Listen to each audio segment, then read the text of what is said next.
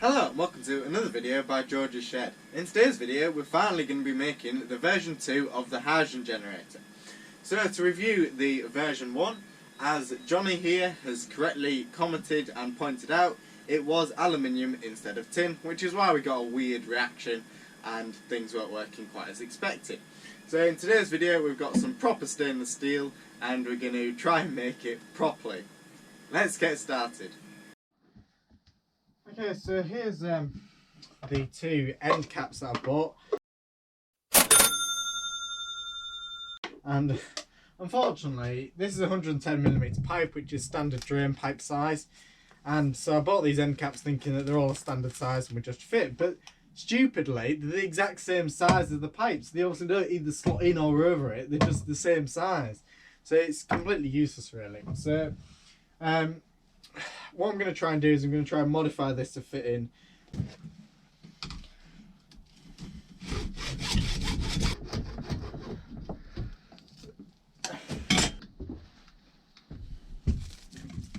So because the end caps didn't fit, I had one of the best ideas I've ever had, and that was to heat up the end of the tube with a blowtorch and then jam the end cap in for a really tight fit.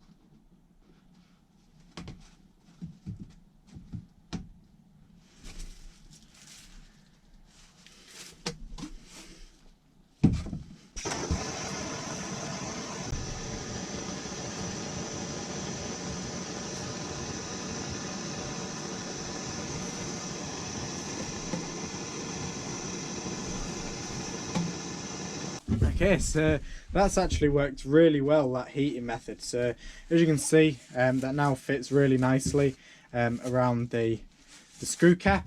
So I'm actually going to do the exact same for the bottom cap. So I'm just going to make sure that the lid still fits on it. So here's the lid, which has got an O-ring in it.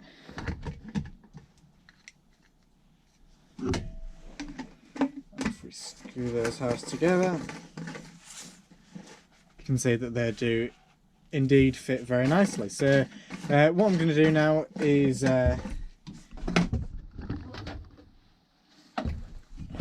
just cut this tube down a bit, because obviously it's currently way too long.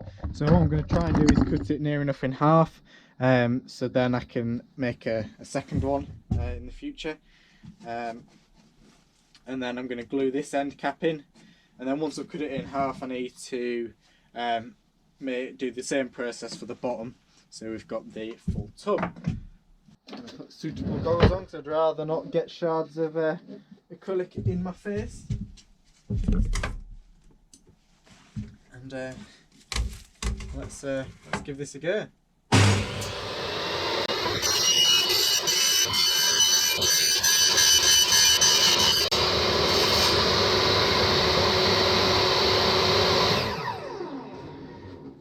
Okay, so that works remarkably well. We now have the pipe separated to two lovely pieces. So now I'm just going to follow the same process again with the butane torch, and hopefully get the other end cap fitted in. And then once we've done that, we'll glue them together. So you can see how the ends of the tube are now slightly larger, so they have a nice fit, and I think it has sort of a really cool look to it. So what I'm going to do now is I'm going to glue the ends in. So for this one I'm going to use this clear generic adhesive. I did have some proper polypipe cement stuff, but that was dried up, unfortunately. Okay, so I'm going to stick these in and then leave them overnight to dry.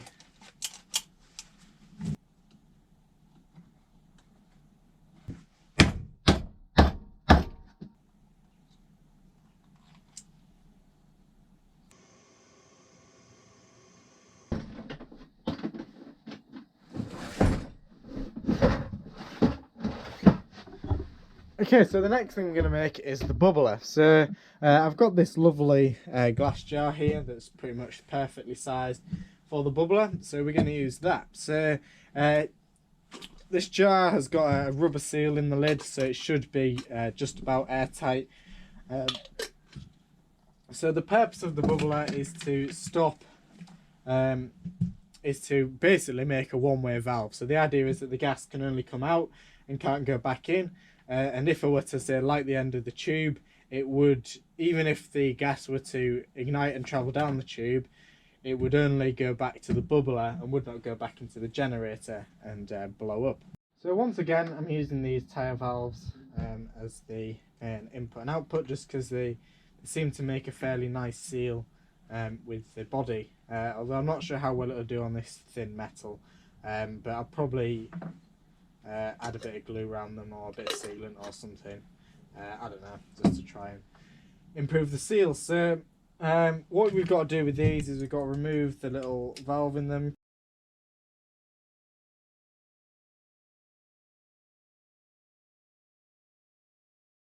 The difficult thing about these is that they have a very odd hole size that I do not yet have a drill bit for. So I've got to try and get a close estimation of it. So this 16mm one seems pretty close, but obviously the problem is that I don't want to go over size on it, because once we've gone over it we can't make it smaller. But with these spade bits it's very difficult to re-drill a spade drilled hole with another spade drill. So I'm going to give this a test drill in a piece of wood like that, so then we can see how well it fits. So I'm glad I did that, because that spade bit is too big for that valve. So that's another 16mm one, so that's the same size. So we're going to have to go for this 12mm one. So these valves should just fit in next to each other. So we're now going to attempt to drill these. So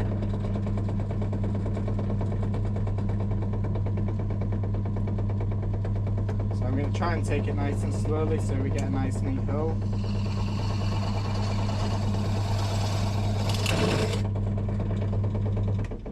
Like that, which is actually very nice. So now I'm going to try and test fit one of the valves. So I know that the 12mm hole is too small, which it is. So now what I've got to do is try and enlarge it slightly. To find this ridiculously small drill bit, ridiculously short but large drill bit. So we're going to try and enlarge it slightly with that one.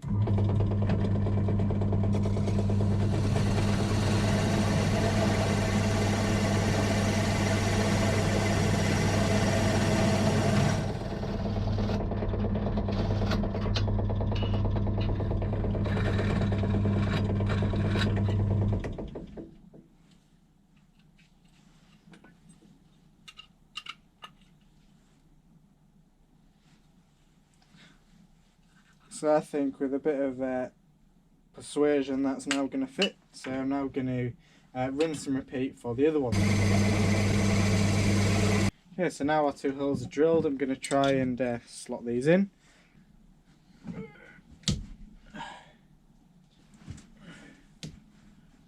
There we go, so there are those two valves.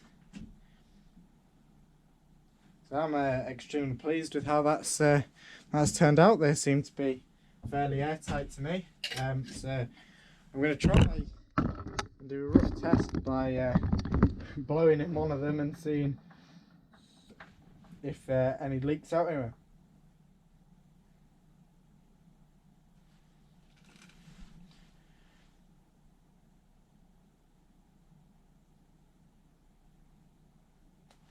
So I'm happy with that. They seem to be fairly sturdy. So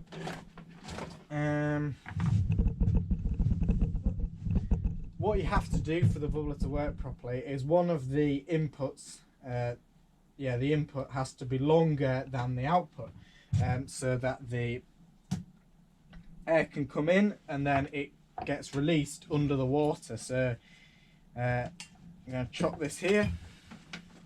So thankfully this tube fits extremely snugly into the base of the valve. So what I'm going to do is I'm going to put a bit of super glue on that and glue that in. And then just carefully push this in.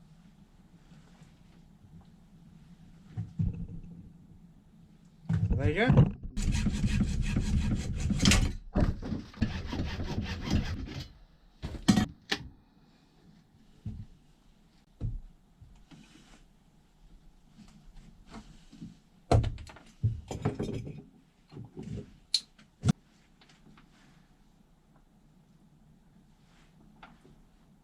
So I could have 3D printed a bracket, but this took about 10 seconds to make, so I'm not going to spend loads of time designing something when I can just throw something together really quickly.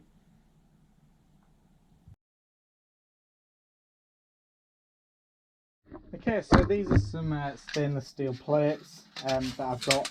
I've actually used these for another project, but I do still have quite a bit left. So I'm going to try and reuse these, but I've got some more, and I also may want to try future modifications to it, but we'll see how it goes. So what we're going to do is I'm going to chop these into square plates, and then we're going to start to stack them. So I'm just going to chop them all up.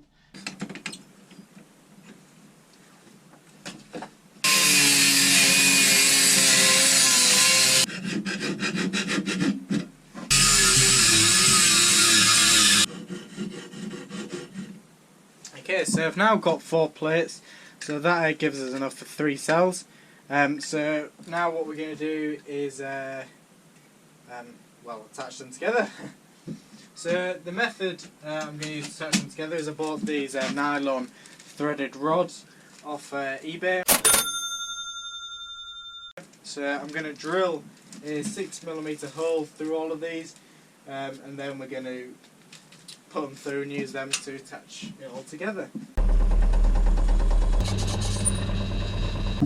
I've drilled a hole through all the plates, so what I'm going to do now is I'm going to give them all a sand to A, get some of the corrosion on them off, and B, to increase the surface area.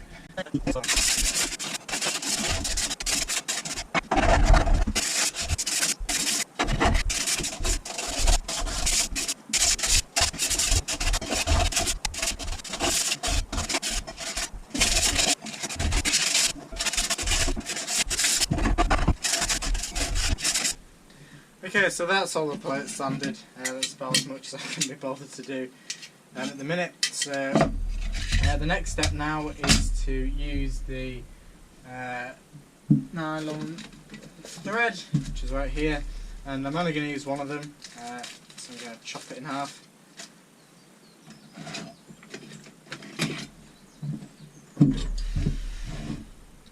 Like so.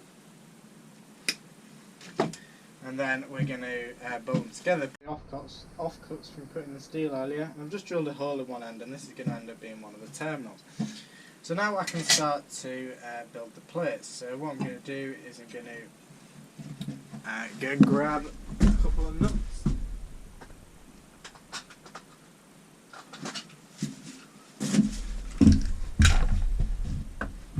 And I'm going to start off by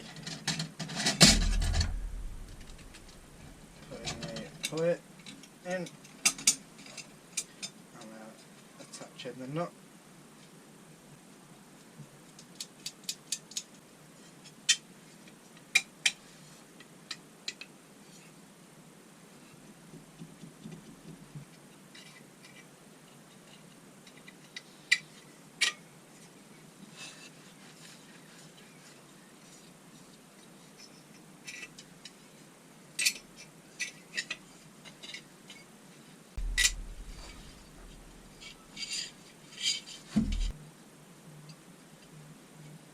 Electrical connection between all the plates is not the prettiest thing, but I'm sure it'll do. So you can see that that fits in there nicely. So we're only starting off with 4 plates and 3 cells, just to start the experiment, but because this has an unscrewable lid, we can easily remove them and add more or less as necessary. So what I'm going to do now is I'm going to get the lid, which which hopefully is somewhere.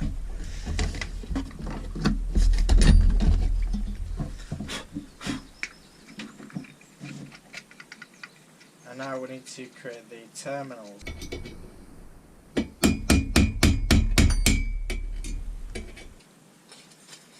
Okay, so we've got our two leads now, and now we just need to mark out how long we want them to be, and then drill some holes. So here's the lid.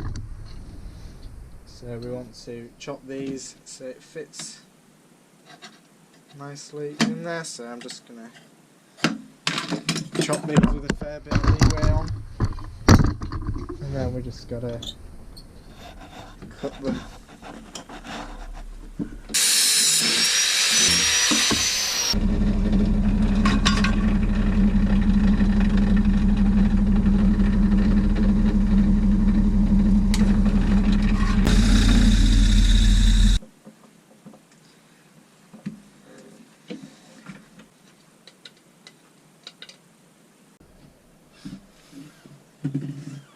Yeah, so here's the generator, and I've changed the sealant on it because the other one was shit, and it's now airtight, which is good.